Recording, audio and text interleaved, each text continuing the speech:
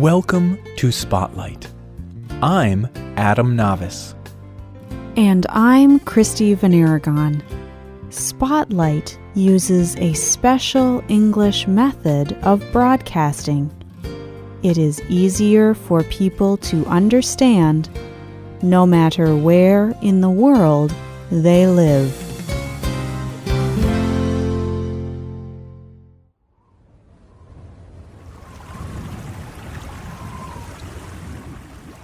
Lake Titicaca is 3,800 meters above sea level between Peru and Bolivia. It is South America's largest freshwater lake. More than 25 rivers empty into Lake Titicaca. And the lake has many islands. Most of these islands are natural. But there is a group of islands that are different from the rest.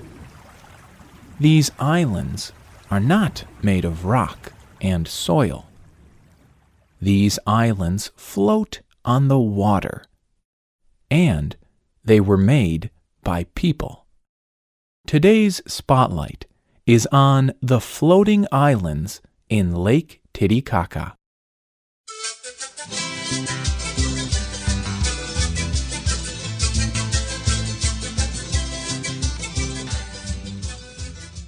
The Oros people have lived on Lake Titicaca for hundreds of years. Some people say that the Oros people moved onto the lake for protection.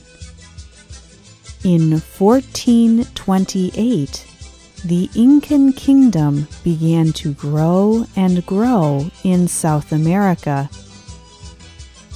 Over time, the Incans would control much of the area around the Andes Mountains. Most tribes did not resist this control. They gave the Incans power over their cities. Some experts think that the Oros did resist. They moved to the islands to escape Incan control.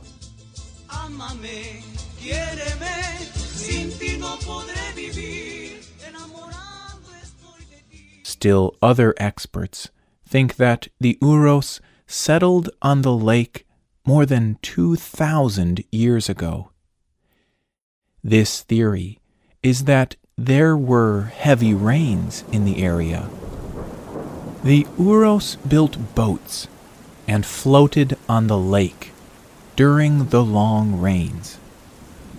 They discovered that they could live on the lake itself. It was safe and peaceful.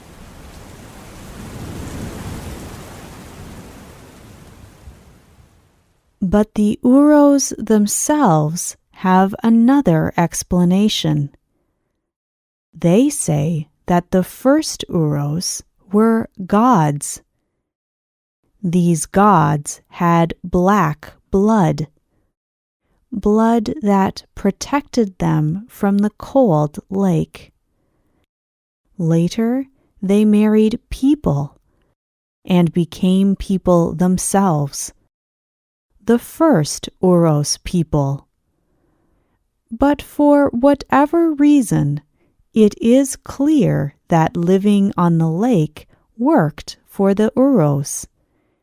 Their floating homes kept the Oros safe, and they could live their lives without problems from the outside world.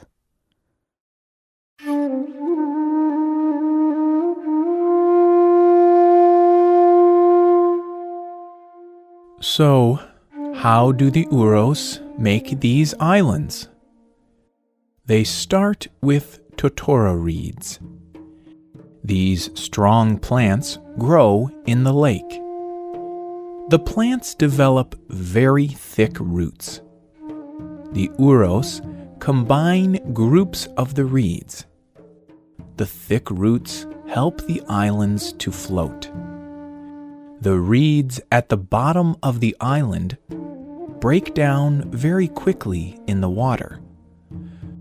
So the Oros add new reeds to the top of the island often.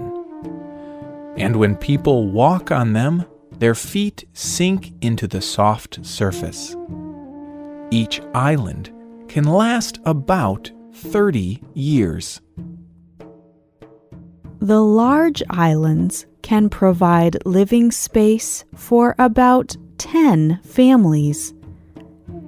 These families live in small homes that are also made of reeds.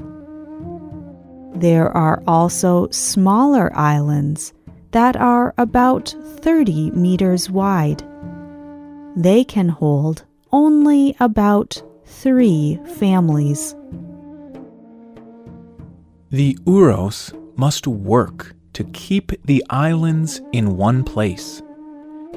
They do this by tying ropes to sticks that they push into the bottom of the lake. During the rainy season, the islands move around a little in the water.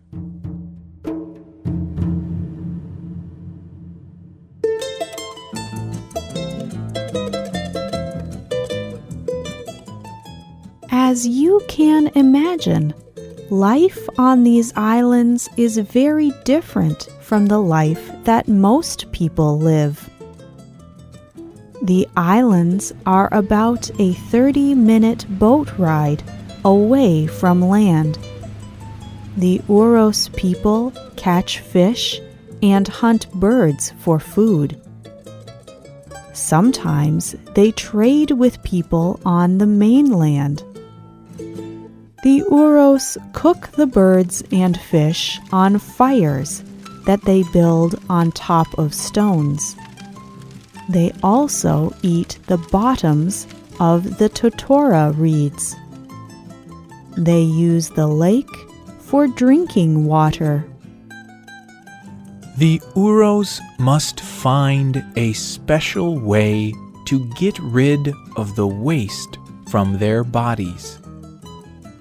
They do not want it to pollute the water that they drink. So they use small islands away from their main islands. They use these islands to get rid of waste from their bodies. They dry out solid waste in the sun. The Oros do use land for some things. Older Oros children go to school on a natural island, close to their community.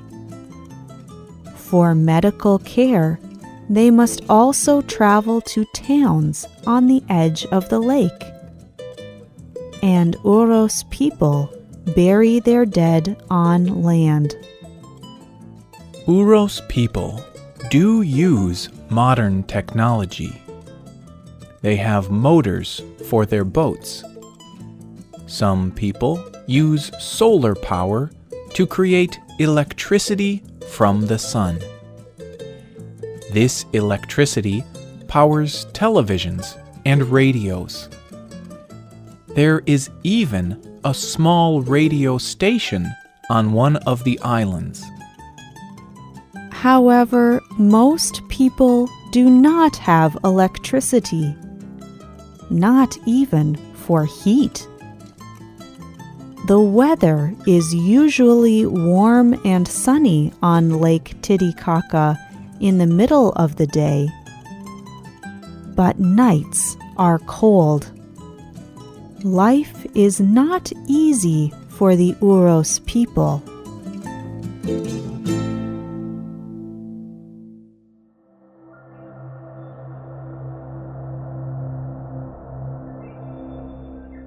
For these reasons, many Oros people have moved away from the floating islands. Traditional life is too difficult. people want modern jobs and modern lives. There are now only a few hundred people left living on the floating islands. However, the Oros also face a different kind of problem. Since the 1960s, travelers have visited the Oros Islands. These foreign people wanted to see the Oros people. They were curious about the Oros way of life. These travelers brought some good changes. The Oros earn money from the travelers. They charge the travelers money to take pictures of their islands. Travelers also pay money to travel in their traditional reed boats. But this does not earn the Oros people much respect. Myro Moya has studied the Oros people and lived on the Oros Islands. He told the BBC that by the 1980s there were many more travelers, and they caused some problems. For example, more people on the islands damage the reeds. There are about 50 floating islands on Lake Titicaca, but visitors can only come to about 10. Today, Moya is a guide for travelers in the area. He encourages travelers to understand and support the traditional life here. He told the BBC the reason he cares so much about the Oros. It teaches that man can learn to live in almost any environment. These people have been here for hundreds of years. They are proud of what they have achieved. They have actually created their own land. The writer of this program was Sarah DeCoster. The producer was Michio Ozaki. The voices you heard were from the United States. All quotes were adapted for this program and voiced by Spotlight. You can listen to this program again and read it on the internet at www.radioenglish.net. This program is called Floating Islands. You can also leave your comments on our website, or you can email us at radio@radioenglish.net. You can also find us on Facebook. Just search for Spotlight Radio. We hope you can join us again for the next Spotlight program. Goodbye.